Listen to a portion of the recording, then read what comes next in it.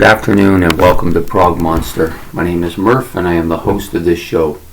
A show dedicated to progressive rock, hard rock, heavy metal, and other forms of rock music. So we're back at our series here, episode number 29 on October the 29th. This is Peter Gabriel, back of the album, sorry. There's the front. Peter Gabriel 3, Melt, sorry. I threw myself when I put the back up. Anyways, this is the actual second time I've done this video. The first time I had yawning and all kinds of stuff going on, and I just said, you know what, you really didn't even get any of the info out that you wanted to get out about the album, so I just deleted it after I uploaded it because I didn't like it, and we just redo it a little bit now. I'm not so tired. Very good album. Comes in at number 3 for me here. Peter Gabriel has always been, from the first time I heard his stuff, and I actually heard him. The funniest part about Genesis is that I heard Genesis first as led by Phil Collins on vocals. So I didn't hear the earlier Peter Gabriel stuff, and I heard Peter Gabriel's solo stuff first before I heard the actual Genesis stuff. So to me, I never knew that. At first, I didn't know that Peter Gabriel was a member of Genesis, and my friend pointed out. I said, "Really? Why is he on his own? You know? And how can he been in the same band with Phil Collins? It doesn't make any sense." But it took me a while to understand what happened. But anyways, so for me, Peter Gabriel has been around since the first album I bought, which was in 1980. I think it was maybe this one. No, I don't think I bought this one. I think my friend got this one, and then it was my turn to get the next one. That's how we normally function in a lot of the cases. So I got Security, but that was a little bit later. So that was probably my first album. I went back and got this one in DVD not too long ago. I've actually never owned this album, which is kind of strange.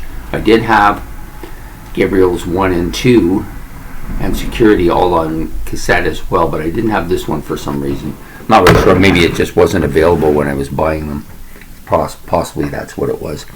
Anyways, this is a really, really good album. You know, it's taken years, but it's made a masterpiece album. Fantastic stuff on here. There's no bad tracks.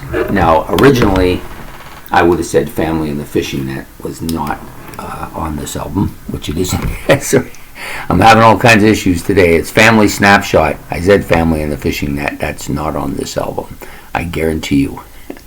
Okay, Family Snapshot, which I didn't really care much for initially. I didn't really understand it till it was explained to me that it was about he kind of wrote that about the Kennedy assassination. So then after that, it made a lot of sense to me. So anyways, this album starts out with the track Intruder with a drum bit, which was kind of a bit revolutionary at the time. And this came out before In the Air Tonight by Phil Collins. But you notice that Phil Collins, who was a drummer on this album, I don't know if he actually did the Intruder part. I think he did. I think he was the Intruder drummer on this album, and he took that and used it on his own album with great effect. So, but it started here on this album on Intruder. No Self-Control, great track. Always liked that tune. Was one of my favorites initially. Faded a bit over time, but still like it a lot. Then you have Start, another good tune. I don't remember which Start leads into, and then you get that real heavy boom, boom, boom, boom, like real heavy track part where he does the Tarzan yell and everything. This is a fantastic tune. I don't remember.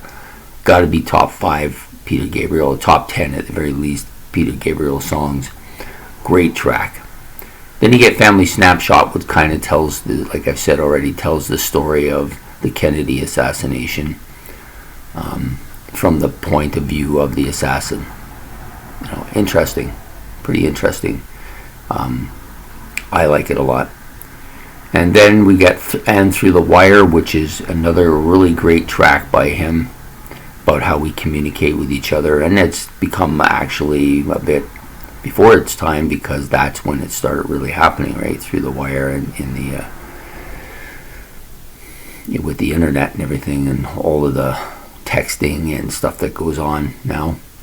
And then you get to the probably the greatest track he's ever done, at least solo wise, Games Without Frontiers. Love that track. It's my favorite Gabriel track, has been since I first heard it. I still listen to it a lot. I never get tired of it. Just such a classic song. And I believe that people said it was written about Hitler.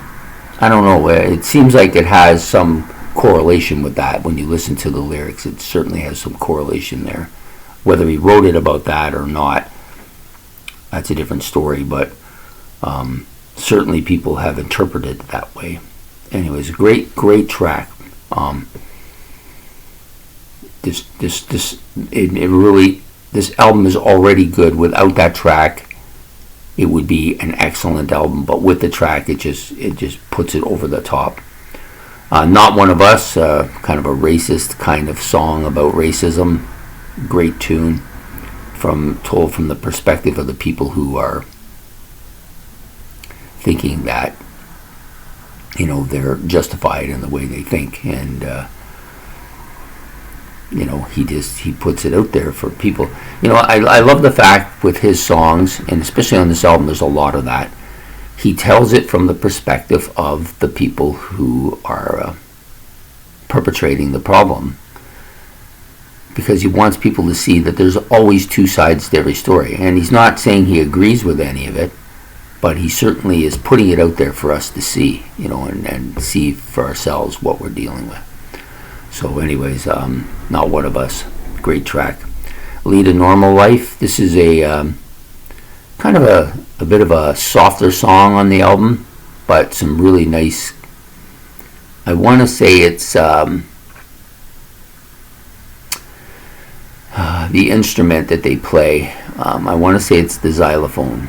That's what I want to say. It's some nice xylophone on it too. It's really good. And then you get to the final track, Stephen Biko, as told from Observer, about the story about Stephen Biko. For those of you who don't know who Biko was, he was a South African man who was put in jail and was killed in jail during the apartheid in the late 70s.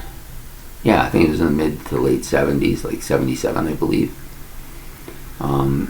And it brought attention to the whole situation there. And so he wrote this song about that, to try and illustrate to people what's going on. Always not afraid to take on these controversial subjects. And this album is bereft with that kind of stuff. And a lot of really good instrumentation on this as well. Some excellent drums, some interesting sounds and sights, and really well written music that flows really nicely. The album is just a fantastic album. If you haven't heard this album, or you're not into Peter Gabriel, this is by far his best album. Everybody should give it at least a listen to once. Anyways, thank you very much for listening today. If you please like and subscribe.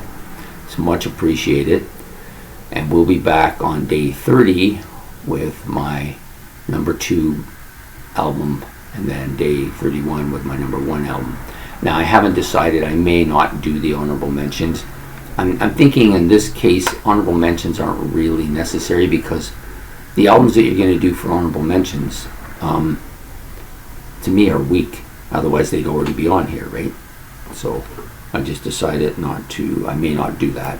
I'm thinking that I won't. I can't even think of any of them offhand that I would want to include. I think I included pretty much everything I wanted, and I don't believe I left anything off. There was one album originally on my list, and then I went back and re-listened to it, because I had listened to some tracks on it, but I didn't know it, and even the tracks that I had listened to, I wasn't crazy about it. I liked one or two of them, but for the most part I wasn't crazy about it. And then the rest of the stuff I didn't like at all, so I just discontinued the album. I'm not going to tell you what it is because it doesn't matter. Anyways, there you go. Peter Gabriel, album number 3, or Melt if you prefer, for October the 29th, day 29 of my favorite albums of 1980. We'll be back tomorrow with October 30th's number 2 album of my favorite albums of 1980. Okay, take care.